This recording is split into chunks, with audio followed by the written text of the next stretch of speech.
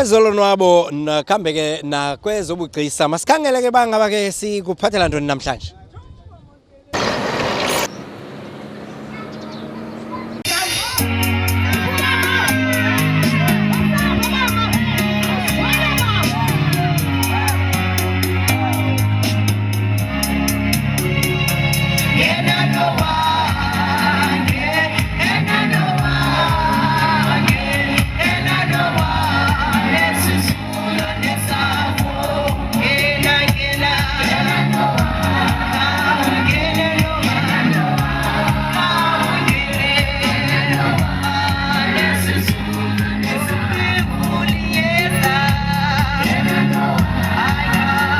Masikhangele ke ngoku simvumi esikhona apha ekuhlaleni siza kuncokola ngokunovovo uvovo ngumkhabela ifani uyimvumi sawuvaka ba umculo udibene nawo vovo masikwamkele kwimbathi molo tata nami ndiyanibulisa igama lika Yesu.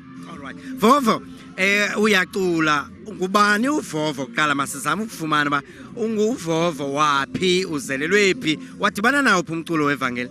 Okay, igama lami ndingunoluvuyo but apha emculweni ndinguvovo ndingumatshezi ndihlala eDelft. Umculo ndiqala udibana nawo ngo-2008 bendicula negroup ekuthiwa iGod is Life. Yaphela ke igroup kwathi ngo-2008 ndadibana noBheki Mgomezulu nguye yena wandiququzelela emculweni wami. Alright, kodwa ke phambi koba udibane nale group waqaphela njani ba wena unaso isiphiwo sokucula? Ndandithanda ukuya ecaweni kakhulu and then xa ndisecaweni abanye abantu ndandingabaniki i-chance ndandithanda ukuhlabela ngokwam. Ewe xa uhlabela omnye umuntu ndiye ingathi ingoma ndiyiva ndifuna ukuhlabela ngokwam.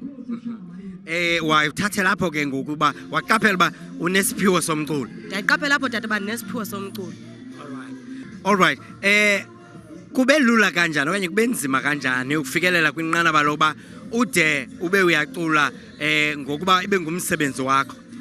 Ukucula kumnandi but akululanga kunzima. Xa ungumntu oculayo kubakho amagingxigingxi ziba khona izinto ezikukhubekisayo ezinye but xa ungumntu funeka uzifundise ukunyamezela. Okwesibini funeka uzifundise ukwanela kule ndawo kuyo wanele. Ndiye ube ngumntu onjalo ke mna ndazifundisa ukwanela ndazifundisa ukunyamezela and then ndabe ndicaca futhi ndiphuma kwizandla zabazali ndingumntana obahloniphileyo kakhulu abantu. Xa ungenambeko ungaqeqeshekanga awusoze ukwazi ucula igospel.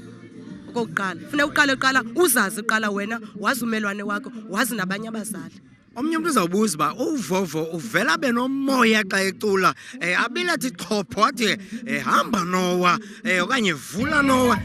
Ukholiwe phofu? Ndikholwa kakhulu tata ndikhonza eZiyoni. Ndifuna uNowa xa ndithi makavule avule nyani ndingabi ngathi ndiyamcenga vula Nowa. Funa ndiyibonakalisele ndifuna ndivulela ndivulela master kwenza uba ndizawungena ndibe semoyeni. Xa ungekho semoyeni ngeyemntu wecawa sozube namdla xa ucula uzawucula nje umile kanti xa ukhonza le nto uyenzayo uyayazi uyayiva phaa kwegazini.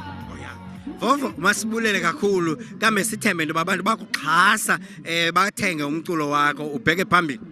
Ndifuna abantu bandixhase kakhulu abantu because isithi zam azikho eshop ndizithengisela ukwam ndiyishop mna qala awukho umyuzika endifake kuwo ndingumyuzika mna qala xa ndicula emakhaza ndamkela into yokuba abantu bazondixhasa kwezi ndawo ndicula kuzo ndicula ezitratweni kubuhlungu kunzima kushushu but ekugqibeleni kubekho abantu basimoshayo bathengisa amasidi wethu ngama-R10 ayikho mnandi laa nto kuthi. Masibalumkise ke bayeke ukwenza loo nto. Nami ke bena ndiyabulela bazali ndiyabulela tata ngosakuni kule ndawo ndicula kuyo because kushushu niyanibona uba ndibilile and bendingazilungiselelanga so baphulaphuli ndifuna ukunibulela ngenkxaso yenu nindenzele yona kuze kuphume le CD. Ndibulela amandla wenu ingange nakomnye umntu ningamnceda ngoba kuthiwa isandla sihlamba esinye. Nkosi kakhulu. Enkosi ke tata. Lo besincokola naye apho nguvovo kambe ke sele necwecwe lakhe seliphumile elithi sikelela ungawusifumanela lona ufumane iqobelo lalo ukwenzela uba umxhasa abheke phambili.